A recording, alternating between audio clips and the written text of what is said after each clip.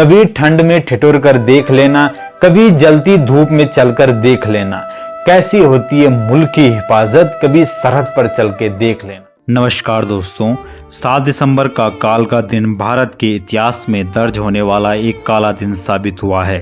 Helicopter हादसे में शहीद सीडीएस बिपिन रावत और उनकी पत्नी मधुलिका रावत सहित 11 अन्य जवानों ने अपनी जान गंवाई थी।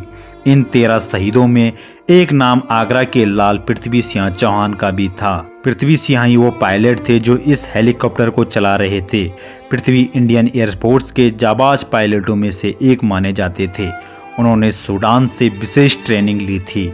समाचारों के अनुसार पृथ्वी की पत्नी ने इस दुखद सूचना की पुष्टि की है। आगरा के न्यू आगरा इलाके के रहने वाले पृथ्वी सिंह चौहान के 72 वर्षीय पिता सुरेंद्र सिंह एक समय के मशहूर ब्रेड बीटा का उत्पादक करने के लिए जाने जाते थे।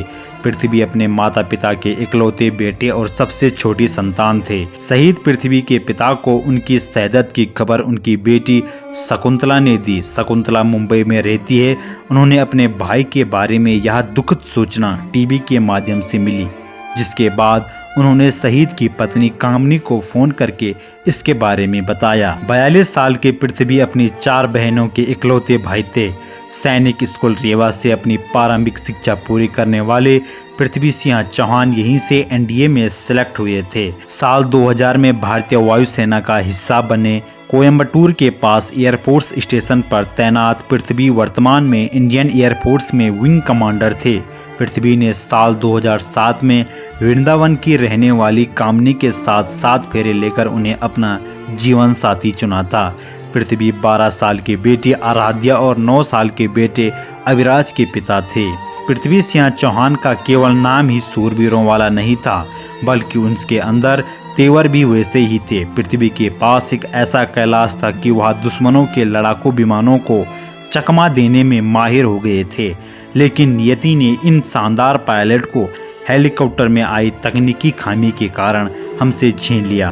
हैदराबाद से अपने शानदार करियर की शुरुआत करने वाले विंग कमांडर पृथ्वी सिंह की पोस्टिंग गोरखपुर, गुवाहाटी, उधमसिंह नगर, जामनगर, अंडमान निकोबार सहित अन्य एयरफोर्स स्टेशन पर हुई थी।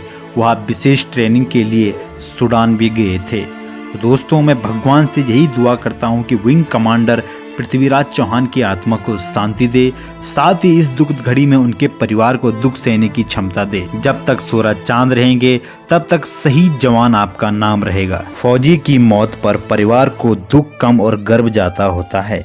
ऐसे सपूतों को जन्म देकर माँ का कोख भी धन्य हो जाता है, जिसकी वजह से पूरा हिंदुस्तान चैन से सोता है। कड़ी ठंड, गर्मी और बरसात में अपना धैर्य ना खोता है। आओ कसम खाएं इस वतन की, इस चमन की, इस मिट्टी की, उन वीरों की, कि हम हर पल एक सच्चे भारतीय बनकर देश के प्रति अपना फर्ज निभाएंगे। जरूरत पड़ी तो लहू का एक एक कतरा देकर इस धरती माँ का कर चुकाएंगे। दोस्तों, वीडियो को अनदेखा ना करें। उन शहीदों के लिए कमेंट बॉक्स में जय हिंद जरूर लिखें।